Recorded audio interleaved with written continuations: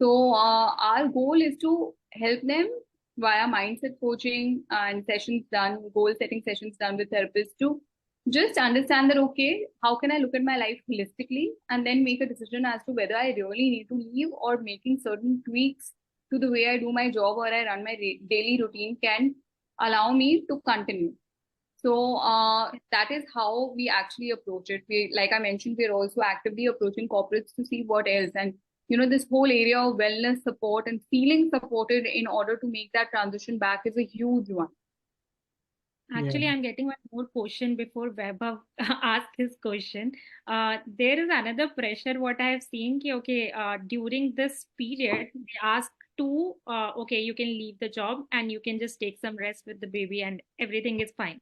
But Yeah, sometimes the pressure comes after 2 years, once the baby is grown up and that phase is yeah, gone. yeah, yeah. Yeah. So basically, that is the another pressure for the woman. How exactly the woman should handle that piece? Are you like able to help this for this piece also? You are able to help through your community? So we are actually growing with the community, right? And all the babies of the community are about 1.5. So we haven't got to this point where a mom has resumed work.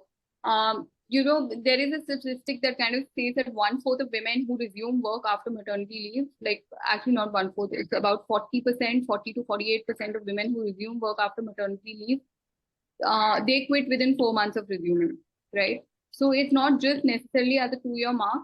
It's, let's say, at about the 1.5 year mark, right? You've gone in 4 months, you've tried and not happening, and you just kind of move on, right? Now, the thing is that at that point, again, your mindset, the way you're setting goals for yourself, all of that becomes super important. You have to set goals holistically. Holistically means that you have to take into account what you have put in, the kind of effort you have put in at work. You have to take into account if you can find a support system that can help you with the baby. You have to take into account if you have a support system at work, right? So all of these things become very important. And honestly, it becomes a little bit of adjustment, a little bit of communication all around, and a little bit of your own mindset, right? I think what we notice is that when people, then once they drop out at that 4 month mark, let's say they've gone back to maternity and then they drop off, then after that, 5 years later, they kind of say that, okay, now I want to do something. And by which time then the options are very, very limited.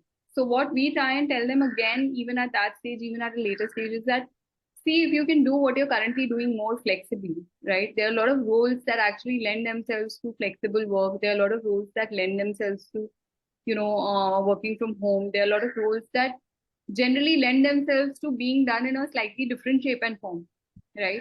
And we encourage moms to actually explore options like that.